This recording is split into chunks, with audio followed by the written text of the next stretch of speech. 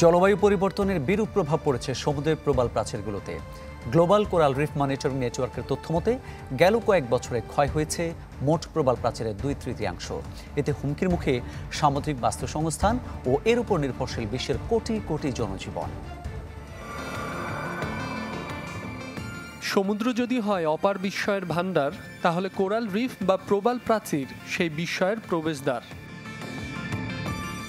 পৃথিবীর বাস্তুসংস্থানে প্রবাল প্রাচীরের মতো বৈচিত্র্যময় বলতে গেলে আর কিছুই নেই। অ্যান্থোজোয়া শ্রেণীর সামুদ্রিক প্রাণীরা কলোনি আকারে সমুদ্রতলে এমনভাবে বংশবিস্তার করে যা রূপ নেয় সৌন্দর্যমণ্ডিত প্রাচীরে। কিন্তু জলবায়ু পরিবর্তন, দূষণ, অতিরিক্ত মৎস্য শিকারে ক্রমেই ক্ষয়ে যাচ্ছে বহু বর্ণের রঙের উজ্জ্বল এসব প্রবাল, হারাচ্ছে ঔজ্জ্বল্য, হয়ে পড়ছে সাদা। গ্লোবাল কোরাল রিফ মনিটরিং নেটওয়ার্কের তথ্য মতে গেল কয়েক বছরে বিশ্বের 2/3 ক্ষয়ে যাচ্ছে।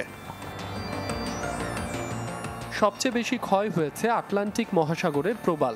যুক্তরাষ্ট্রের জাতীয় ওশেনিক অ্যান্ড অ্যাটমসফিয়ারিক অ্যাডমিনিস্ট্রেশনের তথ্য মতে বিশ্বের প্রবাল প্রাচীরগুলো চতুর্থ পর্যায়ের ক্ষয়ের মধ্যে রয়েছে। গেল বছর বেসিনের প্রায় 100% প্রবাল ক্ষয়ের শিকার হয়েছে। বিজ্ঞানীরা বিশ্বের 62টি দেশের প্রবাল ক্ষয় নথিভুক্ত করেন, যার মধ্যে রয়েছে ভারত ও শ্রীলঙ্কাও। জলবায়ু পরিবর্তনের পাশাপাশি এল নিনোর প্রভাবে সমুদ্রের তাপমাত্রার রেকর্ড পরিমাণে বাড়ছে বলে মত বিজ্ঞানীদের। এভাবে যদি প্রবাল ক্ষয়ে যেতে থাকে তাহলে সামুদ্রিক বাস্তুসংস্থান হুমকির মধ্যে পড়বে। পৃথিবীর 25% মাছ কোনো না কোনোভাবে প্রবালের ওপর নির্ভরশীল। একই সাথে উপকূলকে ঝড় ও ক্ষয়ে যাওয়া থেকে রক্ষা করে এই প্রবাল প্রাচীর। মানুষের নিরাপত্তাও পড়বে ঝুঁকিতে। মাসুম রাব্বি, চ্যানেল 24।